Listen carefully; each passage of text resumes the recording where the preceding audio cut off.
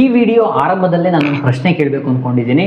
ಪ್ರೀತಿಯ ವೀಕ್ಷಕರಿಗೆ, ನಲ್ಮೆಯ ವೀಕ್ಷಕರಿಗೆ, ಕರ್ನಾಟಕ ಸರ್ಕಾರದ ಸರ್ಕಾರಿ ಶಾಲೆಗಳಲ್ಲಿ ನಾವು ಬಿಸಿ ಊಟ ಕೊಡ್ತಿದ್ರು, ಮೊಟ್ಟೆ ಕೊಡ್ತಿದ್ರು, ಬಾಳೆಹಣ್ಣು ಕೊಡ್ತಿದ್ರು, ಹಾಗೆಯೇ ಎಲ್ಲ ಸೌಕರ್ಯಗಳನ್ನ ಸಮವಸ್ತ್ರ ಕೊಡ್ತಿದ್ರು, ಪಠ್ಯ ಪುಸ್ತಕಗಳನ್ನ ಕೊಡ್ತಿದ್ರು ಸಹ ಸರ್ಕಾರಿ ಶಾಲೆಗಳಿಗೆ ಮಕ್ಕಳೇ ಅಡ್ಮಿಷನ್ ಆಗ್ತಾ ಇಲ್ಲ. ಏನ್ ಮಾಡೋದು ನಾವು ಅಂತ ಇತ್ತೀಚೆಗೆ ಶಿಕ್ಷಣ ಸಚಿವರು ಕೇಳಿದ್ರು. ಇವರೊಬ್ಬರಿಂದಲೇ ಸರ್ಕಾರಿ ಶಾಲೆಗಳಿಗೆ ಈಗಿರುವಂತಹ ಏನು ಪ್ರಾಥಮಿಕ ಹಾಗೆ ಏನು ಶಾಲಾ ಶಿಕ್ಷಣ ಇಲಾಖೆಯ ಸಚಿವರಿದ್ದಾರೋ ಎಸ್ ಮಧು ಬಂಗಾರಪ್ಪನವರು, ಈ ಸಚಿವರೊಬ್ಬರಿಂದಲೇ ಇವಾಗ ಕರ್ನಾಟಕ ಸರ್ಕಾರದ ಒಂದು ಶಾಲೆಗಳಿಗೆ, ಸರ್ಕಾರಿ ಶಾಲೆಗಳಿಗೆ ಈ ಗತಿ ಬಂದಿದೆ ಅಂತ ನಾನು ಹೇಳಲ್ಲ. ಆದ್ರೆ ಇವರು ಈ ಒಂದು ಮಾತನ್ನ ಹೇಳಿದ್ರು. ಸರ್, ನಿಮ್ಮಿಂದ ಮಾತ್ರ ಈ ಒಂದು ಗತಿ ಬಂದಿಲ್ಲ, ಕರ್ನಾಟಕ ಸರ್ಕಾರದ ಶಾಲೆಗಳಿಗೆ ಬಂದಿರೋದು ಇಡೀ ಯಾವ್ಯಾವ ಸರ್ಕಾರಗಳು ಆಳಿದರೋ ಅವರೆಲ್ಲರಿಂದ ಸಹ ಬಂದಿದೆ. ಅದು ಬಿಜೆಪಿ ಸರ್ಕಾರ ಆಗಿರ್ಬೋದು, ಕಾಂಗ್ರೆಸ್ ಸರ್ಕಾರ ಆಗಿರ್ಬೋದು, JDS ಸರ್ಕಾರ ಆಗಿರ್ಬೋದು. ಕರ್ನಾಟಕದಲ್ಲಿ ಯಾವೆಲ್ಲ ಪಕ್ಷಗಳು ಆಡಳಿತನ ನಡೆಸಿದವೋ ಆ ಎಲ್ಲ ಆಡಳಿತ ಪಕ್ಷದ ಮುಖಂಡರುಗಳು ಕಾಂಗ್ರೆಸ್ಸಿಂದ ಬಿಜೆಪಿಗೆ ಹೋಗಿದ್ದಾರೆ, ಬಿಜೆಪಿಯಿಂದ ಕಾಂಗ್ರೆಸ್ಗೆ ಬಂದಿದ್ದಾರೆ, ಎಲ್ಲರೂ ಸಹ ಇದ್ದಾರೆ. ಇದರಲ್ಲಿ ಪಾಲುದಾರರು ಸರ್ಕಾರಿ ಶಾಲೆಗಳಿಗೆ ಈ ಒಂದು ಗತಿ ಬರಬೇಕು ಅಂತಂದ್ರೆ ಸರ್, ಬದಲಾದ ಒಂದು ಜಾಗತಿಕ ಟ್ರೆಂಡ್ಗೆ ಇವಾಗ ಇಂಗ್ಲಿಷು ಅತಿ ಮುಖ್ಯ. ಈ ಒಂದು ಇಂಗ್ಲಿಷ್ ಶಿಕ್ಷಕರನ್ನ ನೀವು ಪ್ರತಿಯೊಂದು ಸರ್ಕಾರಿ ಶಾಲೆಗಳಿಗೆ ನೀವು ಕೊಟ್ಟಲ್ಲಿ ಏನು ಬೇಳೆ ಕೊಡ್ತಾ ಇದ್ದೀರಾ, ಮೊಟ್ಟೆ ಕೊಡ್ತಾ ಇದ್ದೀರಾ, ಬಾಳೆಹಣ್ಣು ಕೊಡ್ತಾ ಇದ್ದೀರಾ, ಅದ್ರ ಜೊತೆಗೆ ಮೇಯ್ನ್ ಆಗಿ ನೀವು ಇಂಗ್ಲಿಷ್ ಶಿಕ್ಷಕರನ್ನ ಕೊಟ್ಬಿಡಿ. ಇವೆಲ್ಲನೂ ನೀವು ಸ್ಥಗಿತಗೊಳಿಸ್ಬಿಡಿ. ಹಿಂದೆ ನಾವು ಚಿಕ್ಕಂದಿನಲ್ಲಿ ಓದ್ತಿದ್ದಾಗ 3 kg ಅಕ್ಕಿ ಕೊಡ್ತಿದ್ರು ಪ್ರತಿ ತಿಂಗಳು. ಆ ರೀತಿ ನೀವು 3 kg ಅಕ್ಕಿ ಕೊಡ್ತಿರೋ ಬಿಡ್ತಿರೋ. ಈಗ ಏನು ಪ್ರತಿಯೊಬ್ರು ಪೋಷಕರು ಸಹ ತಮ್ಮ ಮಕ್ಕಳನ್ನ ಲಕ್ಷಾಂತರ ರೂಪಾಯಿ ಖರ್ಚು ಮಾಡಿ ಪ್ರೈವೇಟ್ ಶಾಲೆಗಳಿಗೆ ಸೇರಿಸ್ತಾರೆ. ಅವ್ರಿಗೆ ಮಕ್ಕಳುಗಳಿಗೆ ಊಟ ಹಾಕಕ್ಕಾಗಲ್ವಾ? ಹಾಕೋತಾರೆ. ನೀವು ಇವೆಲ್ಲನೂ ನಿಲ್ಲಿಸ್ಬಿಡಿ ಸರ್. ನಾನು ಪ್ರತಿಯೊಬ್ರು ಈ ವಿಡಿಯೋ ಯಾರು ನೋಡ್ತಾ ಇದ್ದಾರೋ ಅವರೆಲ್ಲರೂ ಸಹ ಶೇರ್ ಮಾಡಿ, ಟ್ಯಾಗ್ ಮಾಡಿದ್ದಾರೆ ಟ್ಯಾಗ್ ಮಾಡಿ, ಕಮೆಂಟ್ ಮಾಡಿದ್ದಾರೆ ಕಮೆಂಟ್ ಮಾಡಿ. ಈ ವಿಡಿಯೋ ಆದಷ್ಟು ಹೆಚ್ಚು ಜನಕ್ಕೆ ತಲುಪುವಂತೆ ಮಾಡಿ. ನಮ್ಮ ಬೇಡಿಕೆಗಳು ಸರ್ಕಾರಿ ಶಾಲೆಗಳ ಬಗ್ಗೆ ಕಳಕಳಿ ಇದೆಯಲ್ಲ, ಅದರಲ್ಲಿ ನಾನು ಸಹ ಒಬ್ಬ ಸರ್ಕಾರಿ ಶಾಲೆಗಳು ಉಳಿಬೇಕು ಅನ್ನೋದು ನನ್ನ ಕಳಕಳಿಯೂ ಸಹ. ಸೊ ನಾನು ಕೇಳ್ತಾ ಇರೋದು ಇಷ್ಟೇ, ಇವೆಲ್ಲ ಏನು ನೀವು ಬೆಣ್ಣೆ ಬಿಸ್ಕೆಟ್ ಏನು ಕೊಡಬೇಡಿ ಸರ್. ಜಾಗತಿಕವಾಗಿ ಇವಾಗಿರುವಂತಹ ಟ್ರೆಂಡಿಗೆ ಬೇಡಿಕೆಯ ಕೌಶಲಗಳನ್ನು ಕಲಿಬೇಕು ಅಂತ ಹೇಳಿದ್ರೆ ಮಕ್ಕಳುಗಳಿಗೆ ಇಂಗ್ಲಿಷ್ ಶಿಕ್ಷಣ ಬೇಕು. ಅದಕ್ಕೋಸ್ಕರ ಪೋಷಕರು ಇವಾಗ ತಮ್ಮ ಮಕ್ಕಳನ್ನ ಖಾಸಗಿ ಶಾಲೆಗಳಿಗೆ ಅಡ್ಮಿಷನ್ ಮಾಡಿಸಿರೋದು. ಸೊ ನೀವು ಈ ಎಲ್ಲ ಸೌಲಭ್ಯಗಳನ್ನು ಬಿಟ್ಟು ಶಿಕ್ಷಕರನ್ನು ಒಬ್ಬರನ್ನ ಕೊಡಿ ಸರ್. ಖಂಡಿತ ನೀವು ಇನ್ಯಾವುದೇ ಸೌಲಭ್ಯಗಳನ್ನು ಕೊಡೋ ಅಗತ್ಯತೆ ಇಲ್ಲ. ಸೊ ನೀವು ಈ ರೀತಿ ಪ್ರಶ್ನೆ ಕೇಳಿದ್ರೆ ಹಂಗಾರೆ ಏನಕ್ಕೆ ಇರೋದು ಅನ್ನೋದು ಬಂದ್ಬಿಡುತ್ತೆ. ಇವೆಲ್ಲನೂ ಯೋಚನೆ ಮಾಡೋದು ಬಿಟ್ಟು ಕರೆಕ್ಟಾಗಿ ಶಿಕ್ಷಕರನ್ನ ಕೊಡಬೇಕು ಅನ್ನೋದನ್ನ ಯೋಚನೆ ಮಾಡಿ. ಆವಾಗ ಪ್ರತಿಯೊಂದು ಶಾಲೆಗಳಲ್ಲೂ ಸಹ ಇಂಗ್ಲಿಷ್ ಶಿಕ್ಷಕರನ್ನ ಕೊಟ್ಟರೆ ನೀವು ಪ್ರಾಥಮಿಕ ಪ್ರೌಢಶಾಲೆಗೆ, ಇನ್ನು PUC ಒಳಗಡೆ ಅವರು ಇಂಗ್ಲಿಷ್ ಕಲ್ತ್ಕೊಂಡಿದ್ರೆ ಆಮೇಲೆ ಬೇಕಾದ್ರೆ ಅಗತ್ಯ ಇಲ್ಲ. PUC ನಲ್ಲಿ ನೀವು ಇಂಗ್ಲಿಷ್ ಶಿಕ್ಷಕರನ್ನ ಕೊಡೋ ಅಗತ್ಯ ಇಲ್ಲ, ಅವ್ರು ಬೇಕಾದ್ರೆ ಮ್ಯಾನೇಜ್ ಮಾಡ್ಕೋತಾರೆ.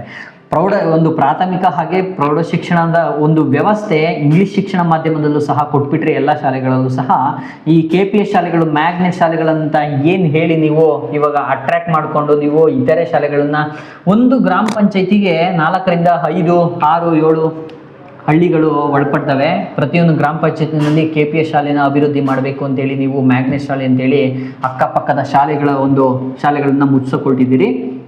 ಈ ಒಂದು ಅಗತ್ಯತೆ ಬರಲ್ಲ. ನೀವು ಮ್ಯಾಗ್ನೆಟ್ ಶಾಲೆ ಅಂತೇಳಿ ಅಲಕ್ ಸೆಳೆಯೋದು ಮತ್ತು ಸರ್ಕಾರಿ ಶಾಲೆಗಳನ್ನ ಮುಚ್ಚಿ ಏನು ಬಡ ಮಕ್ಕಳನ್ನ ಸರ್ಕಾರಿ ಶಾಲೆಗಳಿಗೆ ಓದಕ್ಕೆ ಕಳಿಸ್ತಿದ್ರು ಅವರೆಲ್ಲರ ಶಾಪ ನಿಮ್ಮ ಮೇಲೆ, ನಿಮ್ಮ ಕುಟುಂಬದ ಮೇಲೆ, ಈ ರಾಜಕಾರಣಿಗಳ ಕುಟುಂಬದ ಮೇಲೆ ಬೀಳದೆ ಇರಬೇಕು ಅಂತ ಹೇಳಿದ್ರೆ ನೀವು ಏನು ಸರ್ಕಾರಿ ಶಾಲೆಗಳು ಮುಚ್ಚಿದಂತೆ ಇರ್ಬೋದು, ಮುಚ್ಚಿದಂತೆ ನೀವು ಕಾಪಾಡ್ಕೊಂಡು ಹೋಗ್ಬೋದು. ಅದು ಬಿಟ್ಟು ಈ ರೀತಿ ಪ್ರಶ್ನೆಗಳನ್ನ ಸದನದಲ್ಲಾಗ್ಲಿ ಬರ್ತಾ ಇಲ್ಲ ಏನು ಮಾಡೋದು ಅನ್ನೋ ಕೇಳೋ ಪರಿಸ್ಥಿತಿನೇ ನಿಮಗೆ ಬರಲ್ಲ. ಸೊ ಅವರು ಕೇಳಿದ್ರು ಈ ಪ್ರಶ್ನೆನ ಏನು ಮಾಡೋದು ಅಂತ ಕೇಳಿದ್ರು. ಅದಕ್ಕೆ ನಿಮ್ಮ ಆನ್ಸರ್ಸ್ ಏನು ವೀಕ್ಷಕರು, ನೀವು ಈ ವಿಡಿಯೋ ನೋಡ್ತಿದ್ರೆ ನಿಮ್ಮ ಆನ್ಸರ್ ಏನು ಅಂತ ಹೇಳಿ. ಸೊ ನೇರ ನೇಮಕಾತಿ 56,000 ಹುದ್ದೆಗಳನ್ನ, ಸರ್ಕಾರಿ ಹುದ್ದೆಗಳನ್ನ ನಾವು ಸದ್ಯದಲ್ಲೇ ನೇರ ನೇಮಕಾತಿ ಮಾಡ್ತೀವಿ, ಅದಕ್ಕೆ ಕ್ರಮವನ್ನ ತೆಗೆದುಕೊಳ್ಳಲಾಗಿದೆ, ಸಚಿವ ಸಂಪುಟ ಒಪ್ಪಿಗೆ ನೀಡಿದೆ ಅಂತೆಲ್ಲ ಹೇಳಿ ಸಿದ್ದರಾಮಯ್ಯನವರು ಹೇಳಿದ್ರು, DCM ಅವರು ಹೇಳಿದ್ರು. ಹಾಗೆಯೇ ರಾಜ್ಯ ಸರ್ಕಾರದ ಹಲವು MLAಗಳು ಹೇಳಿದರು. ಆದರೆ ಇವಾಗ ಬಿಗ್ ಶಾಕ್ ಎಂಬಂತೆ ಮಾರ್ಚ್ 27ರವರೆಗೆ ಯಾವುದೇ ಸರ್ಕಾರಿ ನೇರ ನೇಮಕಾತಿ ನೋಟಿಫಿಕೇಶನ್ ಹೊರಡಿಸೋ ಹಾಗಿಲ್ಲ ಅಂತೇಳಿ KH ಮುನಿಯಪ್ಪ ಹೊರಡ್ಸೋಕ್ಕಾಗೋದಿಲ್ಲ. ಮಾರ್ಚ್ 27ರವರೆಗೆ ವಿಶೇಷವಾದ ಸಚಿವ ಸಂಪುಟ ಸಭೆ 27ರಂದು ಇದೆ. ಅದಾದ ನಂತರವೇ ಒಂದು ಏನು ಒಳ ಮೀಸಲಾತಿ, ಪರಿಶಿಷ್ಟ ಜಾತಿ ಪರಿಶಿಷ್ಟ ಪಂಗಡಗಳ ಒಳಗೆ ಒಳ ಮೀಸಲಾತಿಯನ್ನ ಕಲ್ಪಿಸಿ ನೇರ ನೇಮಕಾತಿ ಮಾಡುವಂಥದ್ದು. ಸೊ ಆದ್ರಿಂದ 27ರವರೆಗೆ ಯಾವುದೇ ನೇರ ನೇಮಕಾತಿ ನೋಟಿಫಿಕೇಶನ್ ಹೊರಡಿಸಲ್ಲ ಅಂತೇಳಿ ಒಂದು ಬಿಗ್ ಶಾಕ್ ಅನ್ನ ನೀಡಿದ್ದಾರೆ. ಅದ್ರ ಜೊತೆಗೆ ಇನ್ನೊಂದು ಬಿಗ್ ಶಾಕ್ ಅನ್ನ ನಾನು ನಿಮ್ಗೆ ಹೇಳ್ತೀನಿ ನೋಡಿ. ಮೇ ಅಥವಾ ಜೂನ್ ವೇಳೆಗೆ ಗ್ರಾಮ ಪಂಚಾಯತಿ ಪಂಚಾಯತ್ ರಾಜ್ ಚುನಾವಣೆಗಳನ್ನ ಮಾಡ್ತೀವಿ ಅಂತ ಹೇಳಿ ಎಲ್ಲವನ್ನು ಸಕಲ ಸಿದ್ಧತೆನ ಮಾಡಿಕೊಳ್ಳಲಾಗ್ತಿದೆ ಅಂತ ಹೇಳಿ ಸಿದ್ದರಾಮಯ್ಯನವರು ಹೇಳಿದ್ದಾರೆ, DCM ಅವರು ಹೇಳಿದ್ದಾರೆ. ಜೊತೆಗೆ DCM ಅವರು ಈ BBMP ಚುನಾವಣೆಯನ್ನು ಸಹ ನಾವು ಮೇ ತಿಂಗಳೊಳಗಡೆ ಮಾಡ್ತೀವಿ ಅಂತೇಳಿ ಅದಕ್ಕೂ ಸಿದ್ಧತೆ ನಡೀತಿದೆ ಅಂತೇಳಿ ಹೇಳಿದ್ದಾರೆ. ಸೊ ಈ ಚುನಾವಣೆಗಳಿಗೆ ಏನಾದರೂ ಒಂದು ನೋಟಿಫಿಕೇಶನ್ ಹೊರಡಿಸ್ಬಿಟ್ರೆ, ಒಂದು ಚುನಾವಣೆ ಆದೇಶ ಏನಾದ್ರು ಹೊರಡಿಸ್ಬಿಟ್ರೆ, ನೇರ ನೇಮಕಾತಿ 56,000 ನೇರ ನೇಮಕಾತಿಯನ್ನು ಮಾಡ್ತೀವಿ ಅಂತ ಹೇಳಿದಾರೆ ಉದ್ಯೋಗಗಳು. ಸೊ ಅಲ್ಲಿಗೆ ಅದಕ್ಕೆ ಪೊಲೀಸ್ ಸ್ಟಾಫು ಅದಾದ್ಮೇಲೆ ಇನ್ನು ಯಾವಾಗ ಹಾಜರಾಯ್ತು ಹಾಗಿರ್ತು ಅನ್ನೋ ಮಟ್ಟಿಗೆ ಇವಾಗ ನೇರ ನೇಮಕಾತಿ ಸಂಬಂಧ ಇವಾಗ ಚರ್ಚೆಗಳು ಶುರುವಾಗಿರೋದು. ಸೊ ಆದ್ರಿಂದ ಅಭ್ಯರ್ಥಿಗಳು ಆಲ್ಮೋಸ್ಟ್ ನಿರಾಶರಾಗುವಂತಹ ಸನ್ನಿವೇಶಗಳಿದ್ದಾವೆ. ಆದರೆ ನಿಮ್ಮ ಪ್ರಯತ್ನನ ನೀವು ಬಿಡಬೇಡಿ. ಸೊ ಏನೋ ಧಾರವಾಡದಲ್ಲಿ ಅಷ್ಟೊಂದು ಹೋರಾಟಗಳು, ಜಂಜಿ ಕಿಚ್ಚು ಹೆಚ್ಚಾಗಿದ್ದರಿಂದ ಈ ಒಂದು ಹೇಳಿಕೆನ ಕೊಟ್ಟರು. ಆದರೆ ನೋಡಿ ಇವಾಗ ಒಳ ಮೀಸಲಾತಿದ್ದು ನೇರ ನೇಮಕಾತಿಗೆ ನೋಟಿಫಿಕೇಶನ್ ಹೊರಡಿಸ್ಬಿಡೋಣ ಅಂತ ಒಂದ್ ಕಡೆ ಹೋಗ್ತಿದ್ದಾರೆ. ಮಾರ್ಚ್ 27ರವರೆಗೆ ಯಾವುದೇ ನೋಟಿಫಿಕೇಶನ್ ಹೊರಡ್ಸಕ್ಕಾಗಲ್ಲ ಅಂತೇಳಿ ಬಿಗ್ ಶಾಕನ್ನ ನೀಡಿದ್ದಾರೆ. ಯಾವ್ದು ಅಂತಿಮವಾಗುತ್ತೆ, ಯಾವ್ದು ಸಕ್ಸಸ್ ಆಗುತ್ತೆ ಕರ್ನಾಟಕ ಕಾಂಗ್ರೆಸ್ ಸರ್ಕಾರದ್ದು ಅನ್ನೋದನ್ನ ಹೇಳಕ್ಕೆ ಆಗ್ತಿಲ್ಲ. ಸೊ ಅದರಿಂದ ಅಭ್ಯರ್ಥಿಗಳು ಎಚ್ಚರಿಕೆಯಿಂದಿರಿ. ಸೊ ಇನ್ನು ನೆಕ್ಸ್ಟ್ ನಾನು KPS ಶಾಲೆಗಳ ವಿಲೀನದ ಒಂದು ಮಾಹಿತಿನ, ಒಂದು ಬಹುದೊಡ್ಡ ಶಾಕ್ ವಿಷಯನ ನಾನು ನಿಮಗೆ ಹೇಳಬೇಕು ಈ ಒಂದು ವಿಡಿಯೋದಲ್ಲಿ ಅಂತ ಹೇಳಿ ಈ ವಿಡಿಯೋನ ಈ ಒಂದು ವಿಡಿಯೋನ ಮಾಡ್ತಿರೋದು ನಾನು. ಉದ್ಯೋಗ ಮಾಹಿತಿ ಒಂದು ಕಡೆ ಆದರೆ ಈ ಕಡೆ ಶಾಲೆಗಳ ಮಾಹಿತಿ ಇನ್ನೊಂದು ಕಡೆ ಹೇಳಲೇಬೇಕು ನಾನು ಈ ಮಾಹಿತಿನ. KPS ಶಾಲೆಗಳು ಹೆಚ್ಚಾಗೋದ್ರಿಂದ ಏನು ಪ್ರತಿ ಹಳ್ಳಿಗಳಲ್ಲಿ 4ರಿಂದ 5ನೇ ಕ್ಲಾಸ್ವರೆಗೆ 7th-ವರೆಗೆ 6th-ವರೆಗೆ ಶಾಲೆಗಳಿರ್ತಾವೋ ಅಲ್ಲಿ ಮಕ್ಕಳು ಸಂಖ್ಯೆ ಕಡಿಮೆ ಇದ್ರೆ, 80ಗಿಂತ ಕಡಿಮೆ ಇದ್ರೆ, ಎಷ್ಟೊಂದು ಹೇಳಿಲ್ಲ KPS ಆದೇಶದಲ್ಲಿ ಮ್ಯಾಗ್ನೆಟಿಕ್ ಶಾಲೆಗಳ ಒಂದು KPS ಮ್ಯಾಗ್ನೆಟಿಕ್ ಶಾಲೆಗಳನ್ನು ಅಭಿವೃದ್ಧಿಪಡಿಸುವಂತಹ ಒಂದು ನಿಟ್ಟಿನಲ್ಲಿ ಆದೇಶ ಸಣ್ಣ ಪ್ರಮಾಣದ ಅತಿ ಕಡಿಮೆ ಸಂಖ್ಯೆ ವಿದ್ಯಾರ್ಥಿಗಳಿರುವಂತಹ ಹೇಳಿದ್ದಾರೆ. ಅಲ್ಲಿ ಸಂಖ್ಯೆಗಳನ್ನ ಮೆನ್ಷನ್ ಮಾಡಿಲ್ಲ ಅಂತೇಳಿ ಒಂದು ಮಾಹಿತಿ ಇದೆ. ಸೊ ಅದ್ರ ಪ್ರಕಾರ ಇವಾಗ KPS ಶಾಲೆಗಳಿಗೆ ಅಭಿವೃದ್ಧಿಗೋಸ್ಕರ ಅನ್ನೋದಕ್ಕಿಂತ ಆ ಶಾಲೆಗಳನ್ನ ಮುಚ್ಚಕ್ಕೋಸ್ಕರ ಅಂತಲಾರು ತಗೋಬಹುದು ನೀವು. ಇಲ್ಲಿ KPS ಶಾಲೆಗಳನ್ನ ಅಭಿವೃದ್ಧಿ ಪಡಿಸಕ್ಕಾಗಿರ್ಬೋದು ಅಂತ ಎರಡೂ ರೀತಿ ತಗೋಬಹುದು ನೀವು ಯಾವ ರೀತಿ ತಗೋತೀರಾ ಅನ್ನೋದು ಯೋಚನೆ ಮಾಡಿ. ನಾನಂತೂ ತಗೋತಾ ಇರೋದು ಸರ್ಕಾರಿ ಶಾಲೆಗಳ ಒಂದು ಮುಕ್ತಾಯ. ಒಂದು ಹೋಬಳಿಗೊಂದು ಸರ್ಕಾರಿ ಶಾಲೆ ಇದ್ರೆ ಅದೇ ಒಂದು ದೊಡ್ಡ ಒಂದು ಗುಡ್ ನ್ಯೂಸ್ ಅಂತ ಹೇಳ್ಬೋದು. ಆ ಮಟ್ಟಕ್ಕೆ ಶಿಕ್ಷಣ ವ್ಯವಸ್ಥೆ, ಕರ್ನಾಟಕದ ಶಿಕ್ಷಣ ವ್ಯವಸ್ಥೆ, ಬೇರೆ ರಾಜ್ಯಗಳದ್ದು ಗೊತ್ತಿಲ್ಲ ನನಗೆ, ಕರ್ನಾಟಕದ ಶಿಕ್ಷಣ ವ್ಯವಸ್ಥೆ ಇನ್ನೊಂದು 5-6 ವರ್ಷದಲ್ಲಿ ಸರ್ಕಾರಿ ಶಾಲೆ ಹೋಬಳಿಗೊಂದಿದ್ರೆ ಸಾಕಪ್ಪ, ಅದೇ ಒಂದು ದೊಡ್ಡ ಗುಡ್ ನ್ಯೂಸು ಅನ್ನುವಷ್ಟರ ಮಟ್ಟಿಗೆ ಕಾರ್ಯವಿಧಾನ ಹೋಗ್ತಿರೋದು. ಅದಕ್ಕೆ ಪ್ರತ್ಯಕ್ಷ ಸಾಕ್ಷಿ ಈಗ ಹೇಳ್ತಾ ಇದ್ದೀನಿ ನೋಡಿ. ಸರ್ಕಾರಿ ಶಾಲೆಗಳ ವಿಲೀನ ಹಂತದಲ್ಲಿ KPS ಶಾಲೆಗಳಿಗೆ ಬೇರೆ ಇತರ ಶಾಲೆಗಳ ವಿಲೀನ ಹಂತದಲ್ಲಿ ಕ್ಷೇತ್ರ ಶಿಕ್ಷಣಾಧಿಕಾರಿಗಳು TC ಕೊಡುವಂತೆ ಒಂದು ಸೂಚನೆ ನೀಡಿರೋದು. ಯಾರಿಗೆ TC ಕೊಡುವಂತೆ? ಮಕ್ಕಳಿಗೆ TC ಕೊಡ್ತಾರಲ್ಲ, ಆ TCನ ನೀವು ಪೋಷಕರಿಗೆ ತಲುಪಿಸ್ಬಿಡಿ ಅನ್ನೋ ಮಟ್ಟಿಗೆ ಇವಾಗ ಸೂಚನೆಯನ್ನು ಆದೇಶ ಕೊಟ್ಟಿರೋದು. ಎಲ್ಲಿ ಇದು ಪ್ರತ್ಯಕ್ಷವಾಗಿ ಒಂದು ವರದಿ ಆಗಿರೋದ್ರ ಬಗ್ಗೆ ಹೇಳ್ತೇನೆ.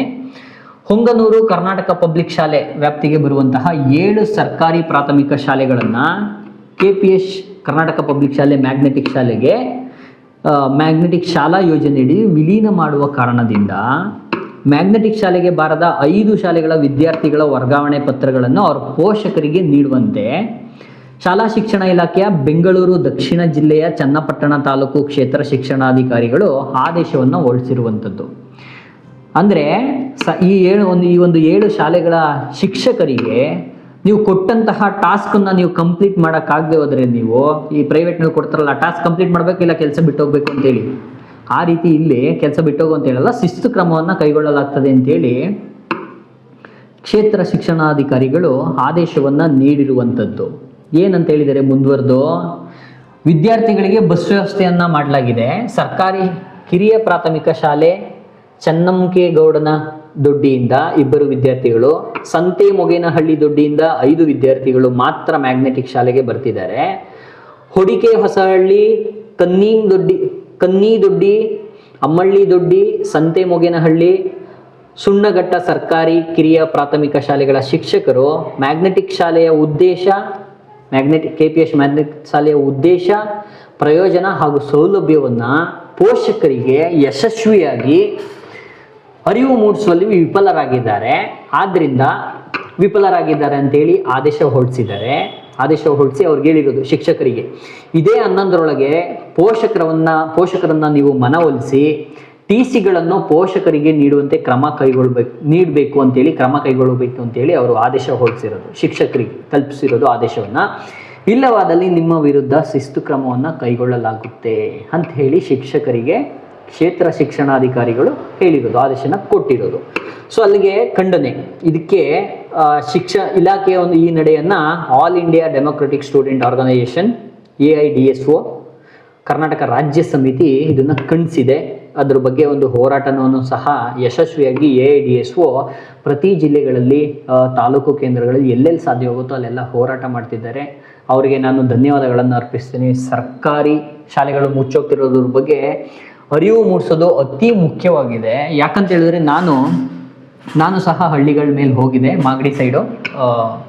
ಅಲ್ಲಿ ಕೆಲವರು ಬಾಯಿನೇ ಬಿಚ್ಚಲ್ಲ ಅಂತಂದ್ರು. ನಾನು ಒಂದು 2-3 ಕಡೆ ವಿಡಿಯೋ ಮಾಡ್ಕೊಂಡು ಬಂದೆ. ಈ ಕಳೆದ ಭಾನುವಾರ ನಾನು ಬಿಡದಿ ಇಂಡಸ್ಟ್ರಿಯಲ್ ಏರಿಯಾ ಇನ್ಸೈಡ್ ಇರುವಂತಹ ಕೆಲವು ಹಳ್ಳಿಗಳು ಹೋಗಿದ್ದೆ. ಒಬ್ಳು ಹೆಣ್ಣು ಮಗಳು PUC ಓದ್ತಾ ಇರೋ ಹೆಣ್ಣು ಮಗಳು. ಅವಳು KPS ಶಾಲೆ ಬಗ್ಗೆ ಗೊತ್ತಮ್ಮ ನಿನಗೆ, ಇದ್ರ ಬಗ್ಗೆ ಮಾತಾಡ್ತೀಯಾ, ನಿನ್ನ ಅನಿಸಿಕೆ ಏನು ಅಂತ ಕೇಳಿದೆ ನಾನು. KPS ಶಾಲೆನಾ, ಅದೆಲ್ಲಿರೋದು ಅಂತ ಕೇಳಿದ್ಲು. ಅದೆಲ್ಲಿರೋದು ಅಂತ ಕೇಳಿದ್ಮೇಲೆ ಇನ್ನು ನಾನೇ ಎಲ್ಲ ಉತ್ತರವನ್ನು ಕೊಟ್ಟು, ನಾನೇ ಎಲ್ಲ ಡೀಟೇಲ್ಸ್ ಕೊಟ್ಟು ಆ ಹೆಣ್ಮಕ್ಳುಗಳಲ್ಲಿ ನಾನು ಇನ್ನೇನು ಅನಿಸಿಕೆನ ವ್ಯಕ್ತಪಡಿಸ್ಲಿ ಅಲ್ವಾ? ಸೊ ಅದಕ್ಕೆ ಅಲ್ಲಿ ಅದ್ರ ಅರ್ಥ ಏನಂತಂದ್ರೆ KPS ಶಾಲೆಗಳ ಬಗ್ಗೆ ಈಗ ಯಾವುದೋ ಒಂದು ವಿಚಾರದ ಬಗ್ಗೆ ಕಂಪ್ಲೀಟ್ ಮಾಹಿತಿ ಗೊತ್ತಿದ್ರೆ ತಾನೇ ನಾವು ವಿರೋಧ ಮಾಡ್ತೀವಿ.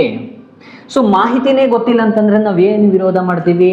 ಏನು ನಾವು ವಿರೋಧ ಮಾಡಿ ನಮ್ಮ ವ್ಯವಸ್ಥೆನ ಕಾಪಾಡ್ಕೋಬೇಕು ಅಂತ ನಾವು ಯಾವ ರೀತಿ ಹೋರಾಟ ಮಾಡೋಕ್ಕಾಗುತ್ತೆ? ಸೊ ಇದೇ ಪರಿಸ್ಥಿತಿ ಹಲವಾರು ಹಳ್ಳಿಗಳು, ಹಲವಾರು ಜಿಲ್ಲೆಗಳ ಪ್ರತಿ ಹಳ್ಳಿಗಳ ಒಂದು ಮಾಹಿತಿನೂ ಇದೇ ಆಗಿದೆ. ನಮ್ಮೂರಲ್ಲೂ ಸಹ ನಾನು ಮಾತಾಡಿದೆ ಕೆಲವ್ರ ಬಗ್ಗೆ, KPS ಶಾಲೆ ಬಗ್ಗೆ. ಅವ್ರಿಗೂ ಸಹ ಮಾಹಿತಿ ಗೊತ್ತಿಲ್ಲ. ಅಂದರೆ ಏನು, ಹೆಂಗಾಗುತ್ತೆ ಏನು ಅಂತ ಕೇಳಿದ್ರು.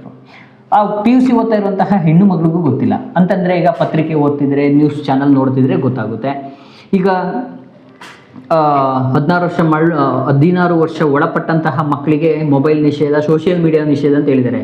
ಮೊಬೈಲ್ ನಿಷೇಧ ಅಂತ ಏನು ಹೇಳಿಲ್ಲ. ಮೊಬೈಲಲ್ಲಿ ನ್ಯೂಸ್ ಬಗ್ಗೆ ಗೊತ್ತಾದ್ರೆ ತಾನೇ, ಮೊಬೈಲಲ್ಲಿ ರೀಲ್ಸ್ ಬಗ್ಗೆ ಮಾತ್ರ ಗೊತ್ತಾಯ್ತದ್ರೆ ವೈರಲ್ ಆಗಿರೋ ವಿಷಯ ಮಾತ್ರ ಗೊತ್ತಾಗುತ್ತೆ. ಈ ವಿಷಯ ವೈರಲ್ ಆಗ್ತಿದೆ, ಆದರೆ ಇಂಥದ್ದನ್ನು ಯಾರು ನೋಡೋದಿಲ್ಲ, ಯಾವುದೋ ಒಂದು ಹೋರಾಟ ಮಾಡ್ಕೊಂಡಿದ್ದಾರೆ ಅಂತ ಅಂದ್ಬಿಟ್ಟು ಹೋಗ್ಬಿಡ್ತಾರೆ ಮುಂದೆ. ಸೊ KPSC ಶಾಲೆಗಳ ಬಗ್ಗೆ ಓದ್ತಿರುವಂತಹ ಮಕ್ಕಳಿಗೇನೆ ಅರಿವಿಲ್ಲ ಅಂತಂದರೆ ಇನ್ನು ದೊಡ್ಡವರು ಸರ್ಕಾರಿ ಶಾಲೆಗಳ ಬಗ್ಗೆ ಕಳಕಳಿ ಇರೋರು, ಸರ್ಕಾರಿ ಶಾಲೆಗಳಿಗೆ ಮಕ್ಕಳನ್ನ ಕಳಿಸ್ಬೇಕಾಗಿರೋರು, ಬಡ ಕುಟುಂಬದವರು, ಮಧ್ಯಮ ವರ್ಗದ ಒಂದು ಕುಟುಂಬದವರು ತಮ್ಮ ಮಕ್ಕಳನ್ನ ಸರ್ಕಾರಿ ಶಾಲೆಗೆ ಕಳಿಸ್ತಿದ್ದಾರಲ್ಲ, ಅವರೆಲ್ಲ ಮಾಹಿತಿನೇ ಗೊತ್ತಿಲ್ಲ ಅಂದರೆ ಏನು ವಿರೋಧ ಮಾಡ್ತಾರೆ? ಇದರಿಂದ ನೆಕ್ಸ್ಟು ಯಾವ ಪರಿಣಾಮ ಬೀರುತ್ತೆ ಅಂತಂದರೆ ಏನು ಹೋರಾಟ ಮಾಡ್ತಾರೆ? ಅವ್ರವ್ರ ಕೆಲಸಗಳಲ್ಲಿ ಅವರು ಬ್ಯುಸಿ ಆಗಿದ್ದಾರೆ.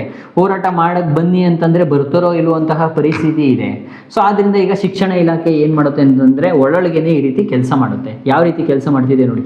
ಶಿಕ್ಷಕರಿಗೆ ಟಾಸ್ಕ್ ಕೊಟ್ಟಿದೆ, ಅವ್ರಿಗೆ ನೀವು ಮಾಹಿತಿನ ಕಂಪ್ಲೀಟಾಗಿ ಬಸ್ ಕೊಡ್ತಾರೆ, ಅಲ್ಲೆಲ್ಲ ಇಂಗ್ಲೀಷು. ಇನ್ನೊಂದು ಏನು ಮಾಡಿದ್ದಾರೆ ಅಂದರೆ KPS ಅಲ್ಲಿ ಇಂಗ್ಲೀಷ್ ಮೀಡಿಯಮ್ಮಿಂದಲೇ LKG UKG ಇಂದ PUC ವರ್ಗು ಇಂಗ್ಲೀಷ್ ಮೀಡಿಯಮಲ್ಲೂ ಸಹ ನಾವು ಶಿಕ್ಷಣ ಕೊಡ್ತೀವಿ ಅಂತ ಹೇಳ್ಬಿಟ್ಟಿದ್ದಾರೆ. ಅದೊಂದು ಪ್ಲಸ್ ಪಾಯಿಂಟ್ ಹೌದು KPS ಶಾಲೆ. ಆದರೆ ನೀವು ಕೆಲವ್ರಿಗೆಲ್ಲ ದೂರ ಕಳ್ಸೋಕ್ಕಾಗಲ್ಲ ಮಕ್ಕಳುಗಳನ್ನ. ಬಸ್ ಕೊಡ್ತೀವಿ ಅಂತ ಹೇಳಿದಿರಿ, ಎಷ್ಟು ನೀವು ಬಸ್ ಕೊಡ್ತೀವಿ, ಬಸ್ ಗ್ಯಾರಂಟಿ ಅಂತ ಹೇಳ್ತಿದ್ದೀರಿ. ಸರ್ಕಾರಿ ಶಾಲೆಯಲ್ಲಿ ಸರ್ಕಾರಿ ಶಿಕ್ಷಕರನ್ನೇ ಗ್ಯಾರಂಟಿ ಇಲ್ಲ. ಈಗ ಶಿಕ್ಷಕರು ಪಾಠ ಮಾಡ್ತಿರೋರಿಗೆಲ್ಲ ಮೊಟ್ಟೆ ಬಿಡ್ಸೋಕೆ ಟಾಸ್ಕ್ ಕೊಟ್ಟಿದ್ದೀರಾ, ನೀವು ಚುನಾವಣಾ ಒಂದು ID ಕಾರ್ಡ್ ಮಾಡೋಕ್ಕೆ ಟಾಸ್ಕ್ ಕೊಡ್ತೀರಾ, ನೆಕ್ಸ್ಟ್ ಸೆನ್ಸಸ್ಗೆ ಅಂತ ಟಾಸ್ಕ್ ಕೊಡ್ತೀರಾ. ಕಾಂಗ್ರೆಸ್ ಸರ್ಕಾರ ಬಂದಾಗ ಬೇರೆ ಎಲ್ಲ ಟಾಸ್ಕ್ಗಳನ್ನ ಕೊಟ್ಟಿತ್ತು. ಅದ್ರ ಬಗ್ಗೆ ನೀವು ಆಲ್ರೆಡಿ ವರದಿನೆಲ್ಲ ನೋಡಿರ್ತೀರಾ. ಇನ್ನೇನು ಮಾಡ್ತಾರೆ ಅವರು ಪಾಠನ? ಇವಾಗ KPS ಶಾಲೆಗಳು ನಾನು ಆಲ್ರೆಡಿ ಒಂದು ವಿಡಿಯೋದಲ್ಲಿ ಕಂಪ್ಲೀಟು ಒಂದು 1/2 hour 45 minutesವರೆಗೂ ಮಾತಾಡಿದ್ದೀನಿ. KPS ಶಾಲೆಗಳಿಂದ ಏನೇನು ಅನಾನುಕೂಲಗಳಾಗುತ್ತೆ, ಯಾವ ರೀತಿ ಸಮಸ್ಯೆಗಳು ಎದುರಾಗ್ತವೆ, ಯಾವ ರೀತಿ ಸರ್ಕಾರಿ ಶಾಲೆಗಳು ಮುಚ್ಚುವ ಹಂತಕ್ಕೆ ಬರ್ತವೆ ಅಂತ ನಾನು ಹೇಳಿದ್ದೀನಿ. ಸೊ ಅದೇ ರೀತಿ ಇವಾಗಲೂ ಆಗೋದು. ಸೊ ಇಲ್ಲಿ ಇದು ಮಾಡಿದ್ದಾರೆ ನೋಡಿ. ಇವಾಗ ಶಿಕ್ಷಕರಿಗೆ ಟಾಸ್ಕ್ ಕೊಟ್ಟಿದ್ದಾರೆ, ಒಳೊಳಗೆ ಟಾಸ್ಕ್ ಕೊಟ್ಟು ಈ ರೀತಿ ಎಲ್ಲೆಲ್ಲಿ ಕಡಿಮೆ ಸಂಖ್ಯೆ ಇದೆಯೋ, ಕಡಿಮೆ ಸಂಖ್ಯೆ ಅಂತ ಹೇಳಿದರೆ ಎಷ್ಟು ಕಡಿಮೆ ಸಂಖ್ಯೆ ಅಂತ ಹೇಳಿಲ್ಲ.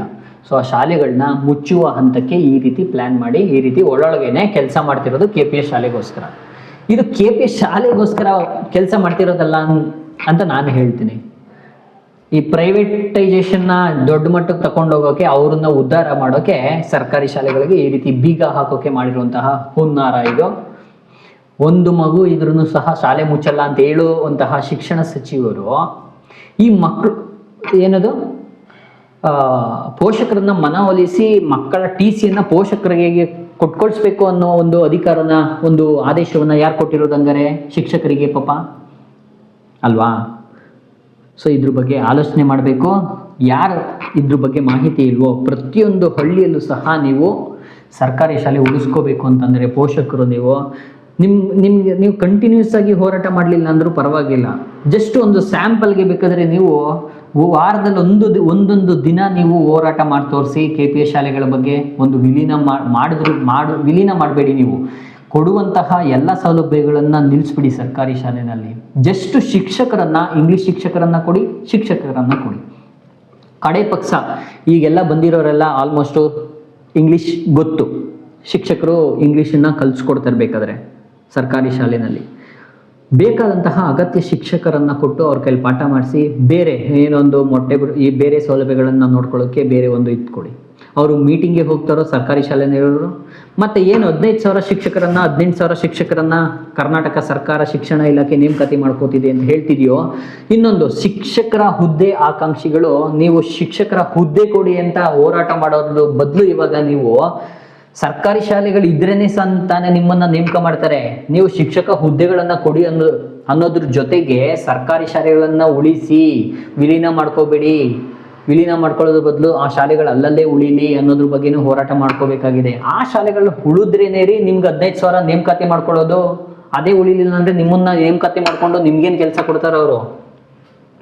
ಈಗ ಸಣ್ಣ ಪುಟ್ಟ ಶಾಲೆಗಳಲ್ಲೆಲ್ಲ ಇದಾರಲ್ಲ, ಆ ಶಾಲೆಗಳ ಶಿಕ್ಷಕರನ್ನೇ KPS ಶಾಲೆಗಳಿಗೆ ಬಂದು ವರ್ಕ್ ಮಾಡ್ತಾರಲ್ಲ, ನಿಮ್ಗೆಲ್ಲಿ ಕೆಲಸ ಸಿಗುತ್ತೆ ಮತ್ತೆ? ಸೊ ಇದಿಷ್ಟು ನಾನು ಇವತ್ತಿನ ವಿಡಿಯೋದಲ್ಲಿ ಹೇಳಬೇಕು ಅಂದ್ಕೊಂಡ ಮಾಹಿತಿ. ಸೊ ಈ ಮಾಹಿತಿ ಇಷ್ಟ ಆಗಿದ್ರೆ ನೀವು ಲೈಕ್ ಮಾಡಿ, ಶೇರ್ ಮಾಡಿ, ಸಬ್ಸ್ಕ್ರೈಬ್ ಮಾಡಿ ನಮ್ಮ ಚಾನಲ್ನ, ನಮ್ಮ ಗುರುಕುಲ ಚಾನಲ್ನ. ಹಾಗೆಯೇ ನಿಮ್ಮ ಅನಿಸಿಕೆ ಅಭಿಪ್ರಾಯಗಳನ್ನು ಕಮೆಂಟ್ ಮಾಡೋ ಮೂಲಕ ತಿಳಿಸಿ. ಫಾಲೋ ಮಾಡ್ತಾ ಇರಿ latest education and job updates ಬಗ್ಗೆ ಮಾಹಿತಿನ ತಿಳ್ಕೊಳ್ಳೋಕ್ಕೋಸ್ಕರ. ಧನ್ಯವಾದಗಳು. ಬಾಯ್.